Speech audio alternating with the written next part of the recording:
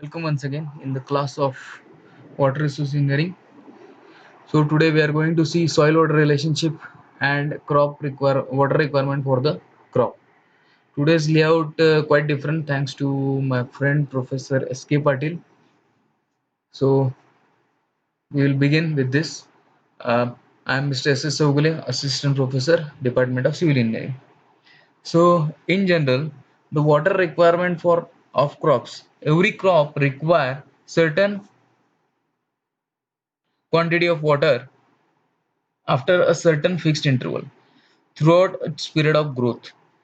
If the natural rain is sufficient and timely so as to satisfy both these requirements, no irrigation water is required for raising that crop. For example, in England, the natural rain falling regularly throughout the year and satisfy both these requirements for practically all the crops, and therefore irrigation is not significantly needed in the England.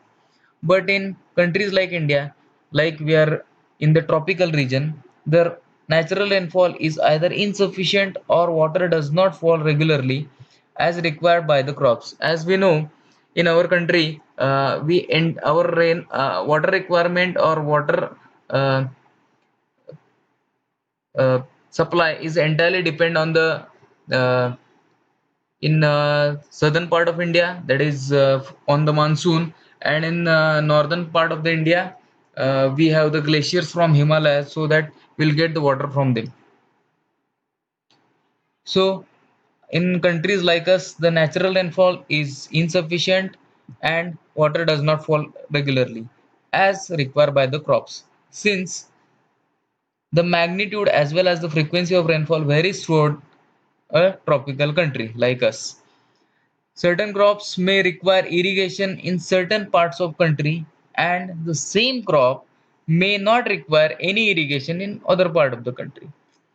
The area where irrigation is a must for agriculture is called the arid region, and the area in which inferior crop can grow without irrigation is called semi-arid region.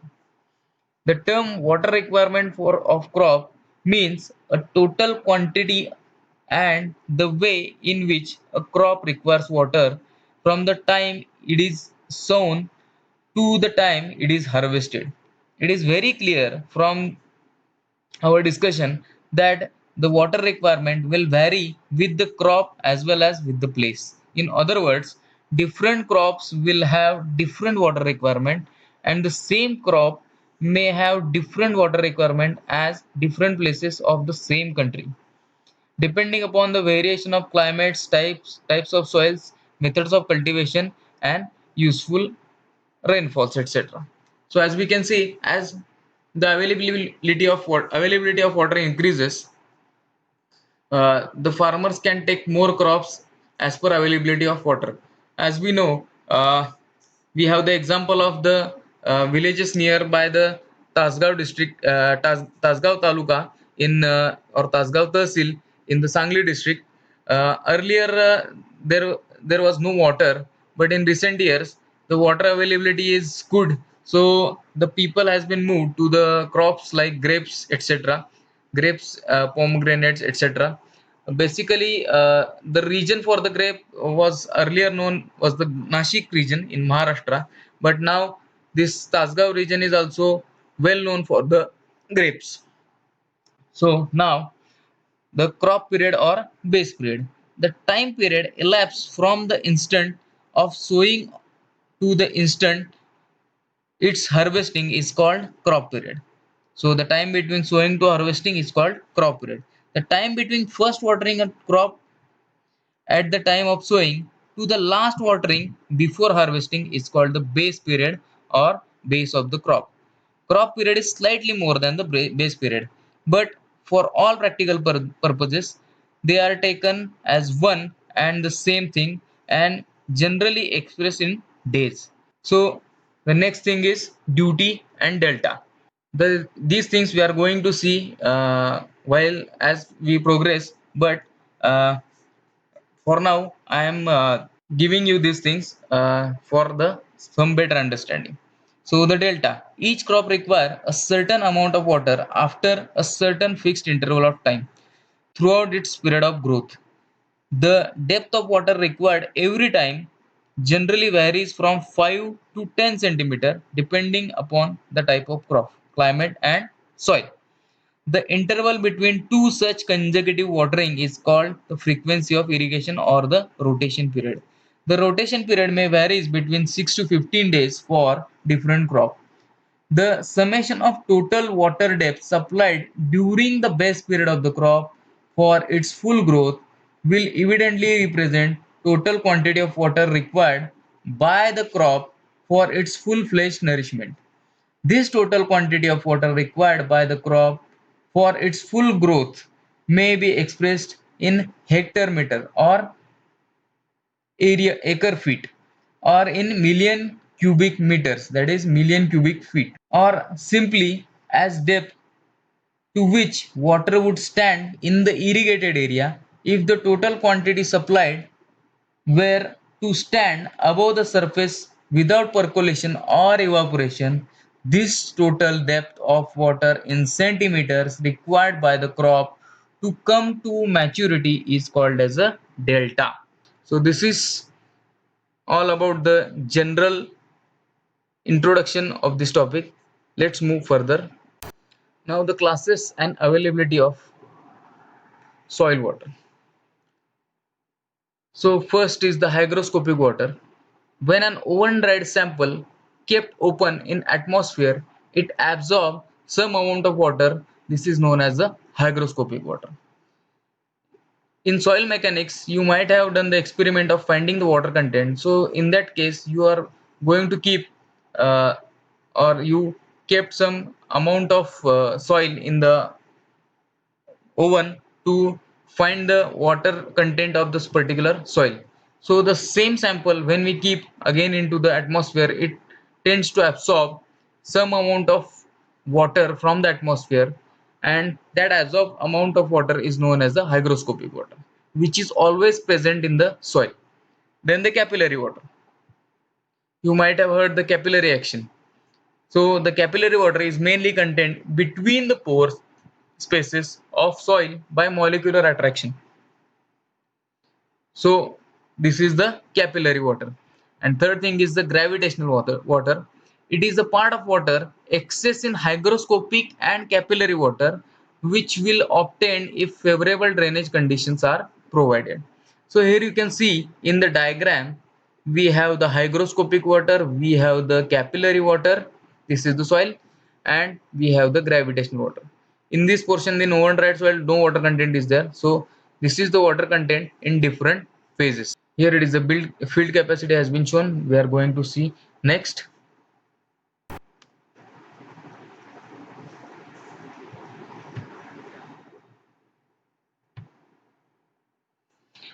Next is the saturation capacity, that is maximum moisture holding capacity. It is amount of water required to fill all the pores spaces between soil particles by replacing air. It is the upper limit of possible moisture content. Then the field capacity. The moisture content in the soil after free drainage has removed most of the gravity water. It describes the amount of water available in the soil for the plant use. Next is the wilting point. The wilting point or wilting coefficient. It is that point of water content below which plant can't extract the sufficient water for their growth. Then the available moisture. The difference between field capacity and wilting point is known as the available moisture. It is the water content available for the crop to absorb. Then next is the readily available moisture. It is the portion of available moisture which is mostly extracted by the plants, and it is approximately 75% of available moisture. Because from the available moisture, it is not possible to absorb 100%, so it is around 75%. So as we have seen earlier, here you can see this is the wilting zone. This is unavailable water which is part of hygroscopic and capillary which is not available for the plant, and this is the available water for the plant, and this is the extra water, which is again the gravitational water, and this is the field capacity.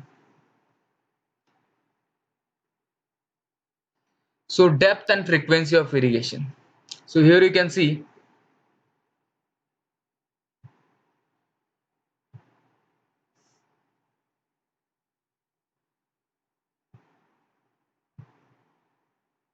here you can see the moisture content in soil. This is the wilting coefficient, this is the field capacity, and this is the lower limit of readily available moisture. So first we water the crop in first cycle, then plants take this water from the soil, or some part may be gone by other evaporation or so many things. Then again it drops up to lower limit of readily available moisture. Then again we need to water the crop, and this cycle goes on. And this is the graph of moisture content in soil versus time. So for the frequency of irrigation, so this is depth of water, which depends on the rho. We have the formula here: rho d divided by rho w into d into fc minus m0, where dw is the depth of water, d is the depth of root zone of crop from up to where that root goes. The rho d is the dry unit weight of soil, rho w is the unit weight of water, then fc is the field water content, and m0 is the lower limit of available moisture content. And again we have here the frequency of watering, that is equals to dw divided by cu into, which is in days. So what is dw here? That is depth of watering, and cu is the consumptive use of water. So this way we can find the depth of water and the frequency of watering. Let me clear the screen. Okay, now the classification of crops. The classification of crops we are doing in following ways. It is agriculture classification, classification based on crop season, and classification based on irrigation requirement. So first, agriculture classification. So the agriculture classification of crops in the done in the following types. So first is the field crop such as wheat, rice, maize, barley, oats, great millet, spike millet, gram, pulses, etc. Then the commercial crop such as sugarcane, cotton, tobacco, hemp, sugar beet, etc. Then third is the oil seed crops such as mustard, groundnut, sesame, linseed, castor, etc. Then the horticulture crop consisting of various fruit crops, various vegetable crops, and flower crops.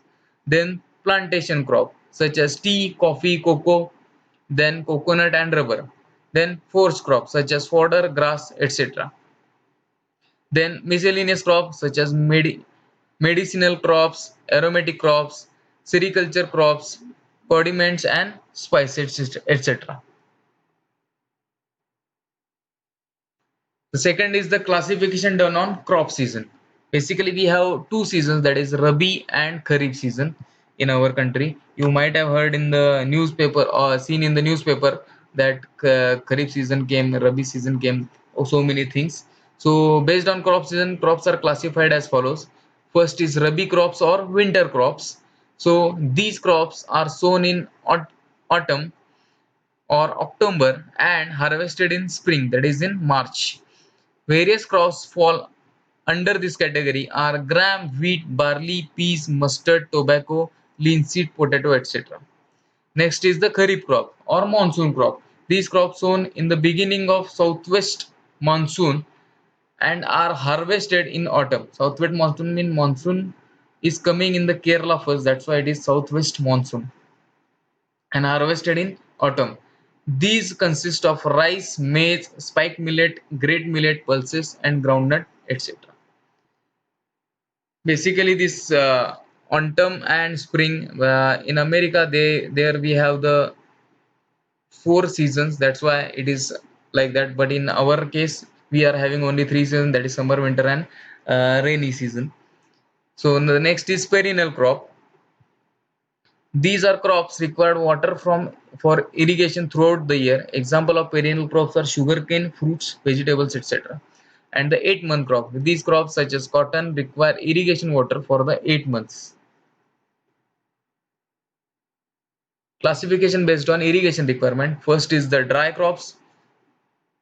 Dry crops are the crops which do not require extra irrigation water. The only depth of water, rainwater is sufficient for the growth. And the next is wet crop. Wet crops are those which cannot grow without irrigation. Garden crop require irrigation throughout the year. Now the principal crops and crop seasons in India. So the kharif crops. In that rice we are sowing in June, July and harvesting in October, November. And the average delta. Delta is the water required, that is we have seen earlier, that is the total depth of water required by the crop to come to maturity is called as a delta. So it is 120 centimeter. Then makai, that is maize, bajra, jawar, pulses and groundnut. Now it has the different sowing and harvesting time, that is from June, July to September, October, sometime June, July to October, November, and June, July to November, December, and groundnut is in May. For Rabi crops, we have the gram, that is sown in September, October, and in March, April we are harvesting it.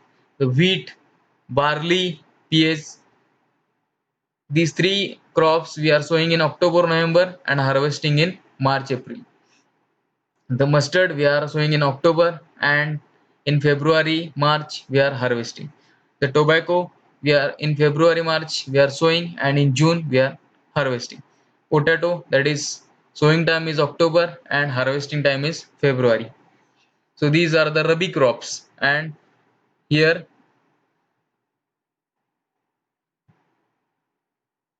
the delta has been shown over here. Now the 8 months crop.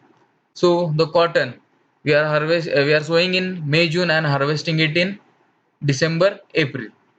And perennial crops, that is sugarcane, we are sowing it in February, March and harvesting it in December to March. Basically in this period the sugar factories are start their hangams or seasons. So we can see over here we have highest water requirement for the rice as well as for the sugarcane. According to the book of SK Garg, we also required the delta for this sugarcane is 120, but here the different reference has been taken. So but the most water required crops are this and this. For rice actually it is generally done by the farmers in Konkan region or in lower Karnataka. That is again it is a kind of heavy rainfall area. So there will not be any scarcity of water in the rice. But for sugarcane, that is we have the belt of sugarcane in Western Maharashtra. So we need to make the special arrangements for these kind of crops. That is special irrigation arrangements for the this kind of crops. And basically the sugarcane is called as a lazy man's crop because it only needs the water, it does not need that much and it gives quite good money in return. So it is called as a lazy man's crop. Now the crop pattern and crop rotation. It is the statement prepared by the agriculture department showing the type of crop sown and percentage of area under that crop in a season. This is called as a crop pattern. And the crop rotation, it is if one crop is grown for a number of years in the same field, soil gets depleted in certain nutrients and hence the crop yield decreases considerably. Because we are sowing the a single crop, it takes what it requires.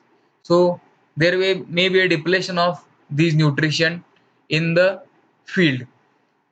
So it is the common practice to change the crop every season is called crop rotation. The benefits of it is the better use of land resources, that is every nutrition gets absorbed from the soil, then the natural recovery of depleted nutrients of the soil so that other nutrients get recovered in that meantime, and it increase the fertility of soil.